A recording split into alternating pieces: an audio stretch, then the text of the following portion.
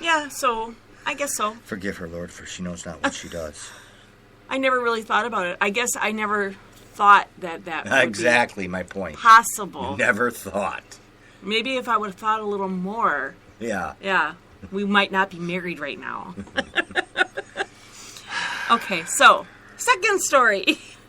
So there's this house. Oh, story 2.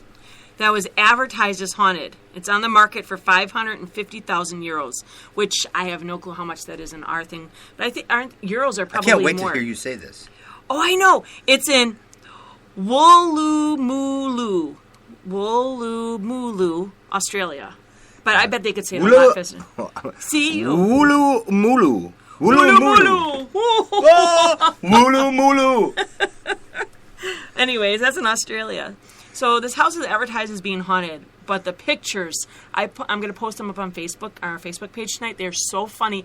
They're so ridiculous that there is no way that anybody would really believe this house is haunted. So they've got, like, this bearded man in a vanity mirror. Okay, it's a real man. He's sitting and looking in the mirror, but supposedly a ghost of a bearded guy. I'm like, there's no way. And then there's another spirit of a woman, and she's in motion across another mirror. It's like, that's just a person walking by. These are, and he's saying these are ghosts. Yeah, because they're as clear as day. Oh, yeah. And perfectly. It's so ridiculous. Right there. It's like, and I've done photography for so many years. I know this stuff. And then there's another one, like a spirit of a woman, and she's walking down the stairs, and it's like blurred. And I'm thinking, you've got to be kidding me. It's so funny. So then I started thinking about, there's people online that often, there's apps where you can put in ghosts and demons and stuff. So I'm thinking, why do people do that? Why do they buy a demon, buy a ghost. Yeah. Why do people fake that stuff? Well, I think, it's all about attention. In this case, we have, how much is 550,000 euros? I think a euro is more than like our currency. So I think it might even be more. So it's a lot. It's a lot of money. Yes. For sure. Okay. So this guy wants some attention.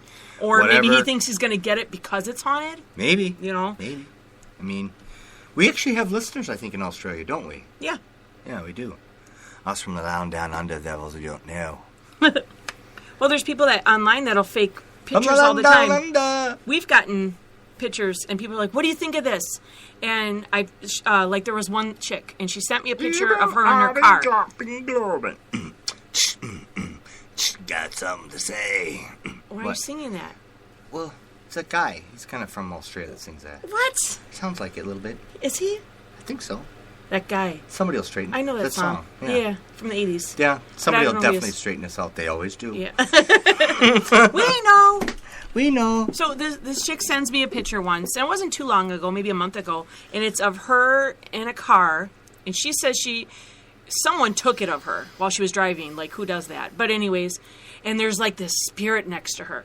And it's so obviously this app because, the app is well known and I can tell. And she's like, no, it's not. No, I'm like, chick, yes, it is. I don't know if someone's pulling some over on you. Chick. So, I don't know. I don't know why people fake that. Maybe attention. Or they. When do you stop becoming a chick? Never. Is there an age? Well, no, you can't be a chick early on. When do you... You can't be a 3-year-old chick. Because that's a kid.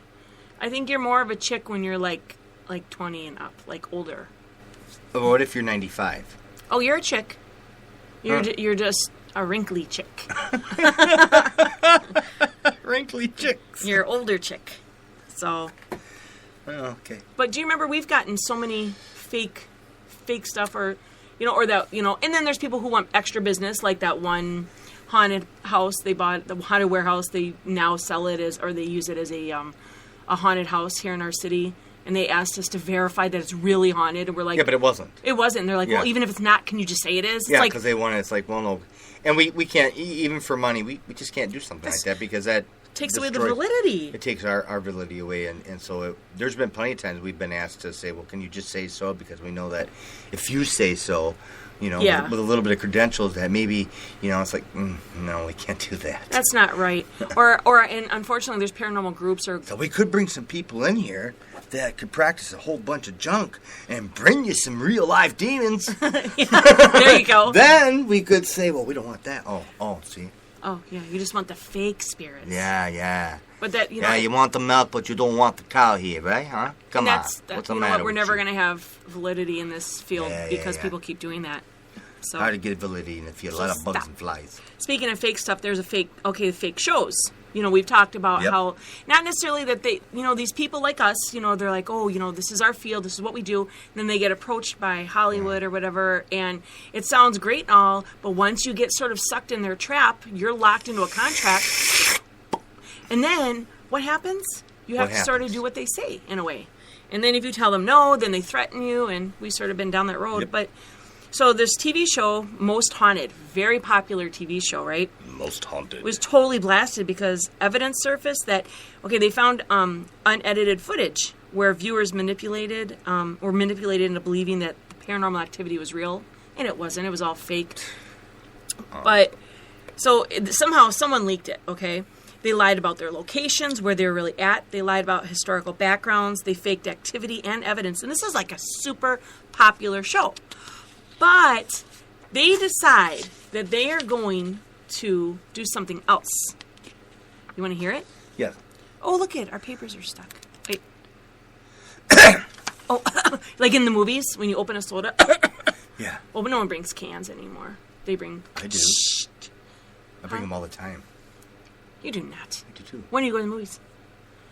All the time. With me? Without me? I get scared, and I have to leave the job. And sometimes I don't want to come home too early. So you just said that's why I come home early, because you get scared. Yeah, but I don't always come home early. So you go to the movies? I go to the movies. What's the last movie you saw? The one that's out. That one that's at a theater near you? Yeah, they said.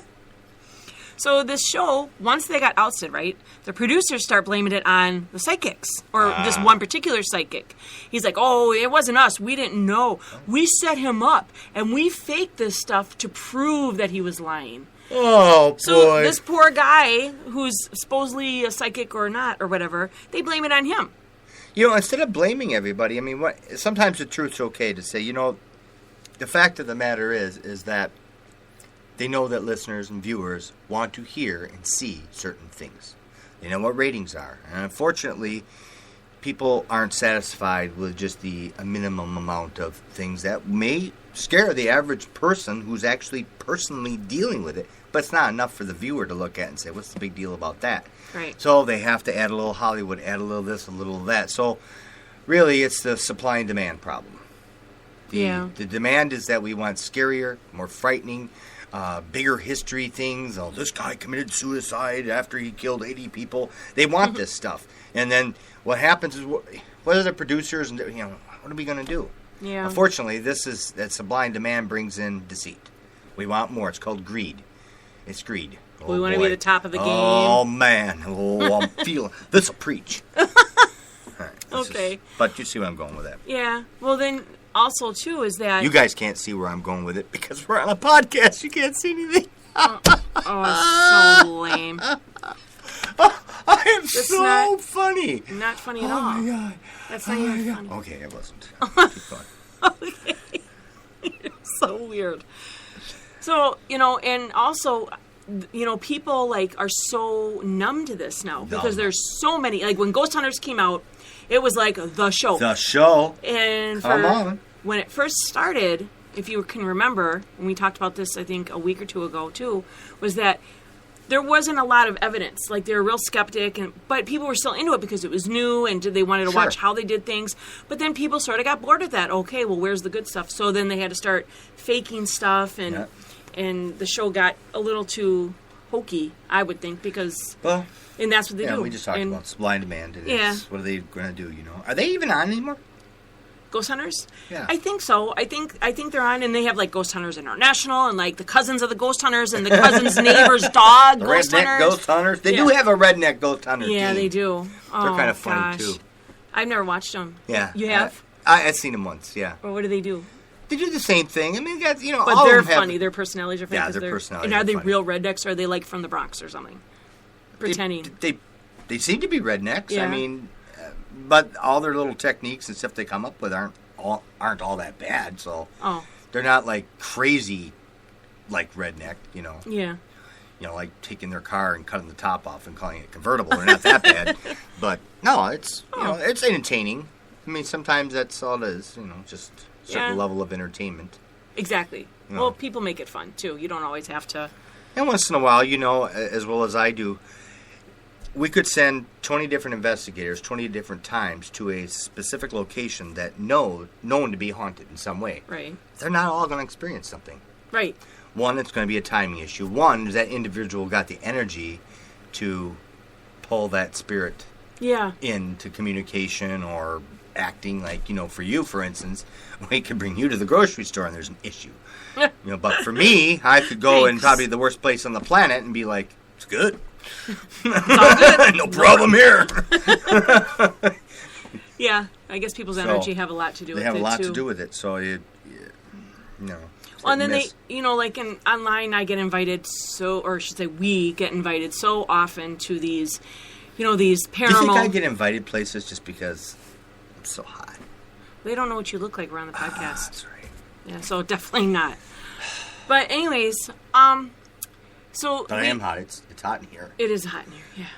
So we get invited to these expos and these ghost hunting tours and stuff. And I don't know, when you have too many people, you're going to get millions of orbs because there's tons of dust. Yeah, but you'd be surprised how little activity you'll get with all them people. Right. But everybody will be like, I felt this, I felt that, but that's all they're in their mind. It's the guy next to you because we're in a crowd. He bumped into you. Exactly. Yeah. But anyways, well, we went, just like when we went down to that place in Illinois. Mantino. One time we went down there and we went with a group. Yep. A pretty large group. Yeah. And really, we experienced almost nothing. It was just neat to be there, but then we went back, I think, 2 more times, right? Yep. And then that was totally different because it was just us doing stuff we shouldn't in the middle of the night. But it was awesome as far as investigating goes. Yeah, that was a great place. It was, as far as being freaked out and scared and touched and hearing stuff and when you have watching our people levitate and speaking in tongues backwards, and it just this whole thing just got. Oh no, none of that happened. Oh no, but it sounded good. I thought they wanted to hear that. Yeah, I'm sure they did. That was good. We did have some pretty cool stuff. Yeah, we did, most definitely. Well, also on this show, this is just like a real thing. One of the psychics, his name is Martin Smith. He was exposed as a predator, a pedophile. He was jailed 16 years. He used hypnotism on a 7-year-old girl, and he raped and molested her for 10 years by hypnotizing her. Yeah.